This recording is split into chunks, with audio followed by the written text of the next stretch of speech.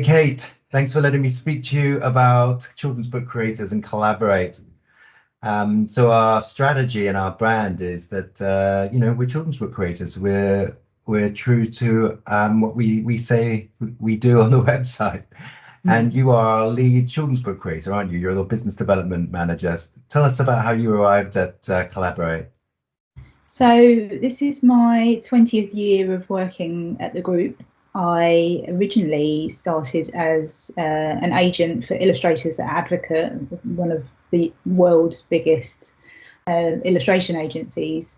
And through time and popularity and problem solving and helping out our core loyal customers, it naturally developed into a need by industry to have Collaborate agency.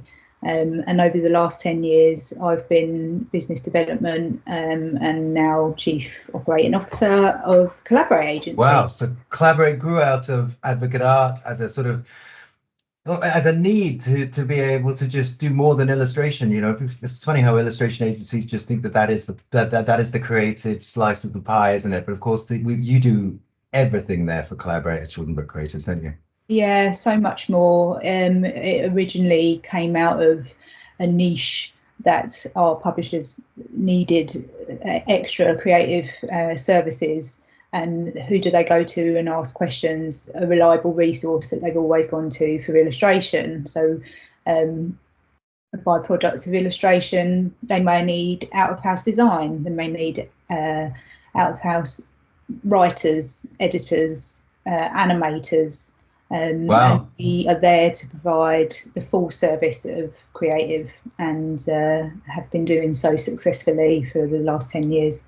So as you as one of the chief children's book creator there, what's your superpower? Why would people go, wow, I'm going to use Collaborate? Why would they use Kate?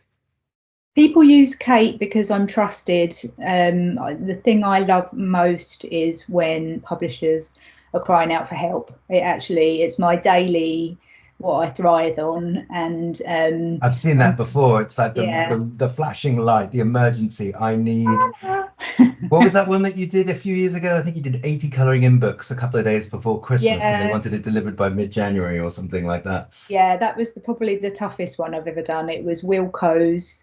I don't think Wilko's exists now, or maybe they're only online, but they needed, through a publisher, 80 books by the 6th of January, and I was briefed on the 23rd of December. So it was reaching out to all of our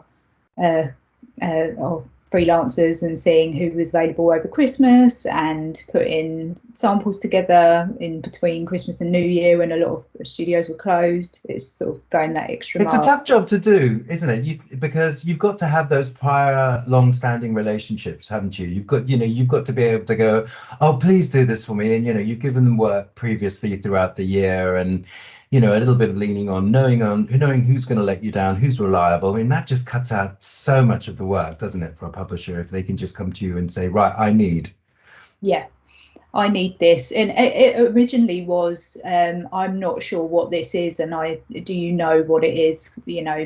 Sort of a fact finding. A lot of it was surrounding sort of when Kindle and iPad launched, and the need for, maybe we need to animate our content. So that's why we've got a big animation arm to our services. But as children's content has evolved, and the needs and questions and I feel like I've covered most things. So if people need sound books, they can come to me for voiceover artists. Educational work, yeah. Education, like a lot of education is multimedia, so they may be coming to me for a print component and a screen component, or it might be just a traditional sort of a novelty publisher. Superb. Needs a good pop-up designer. We're there, we've covered everything. Great. Well, thanks very much, Kate. It's a nice chat, just a nice, real informal chat to find out, who the children's book creators are at Collaborate. I encourage anyone to get in touch. Talk to you soon.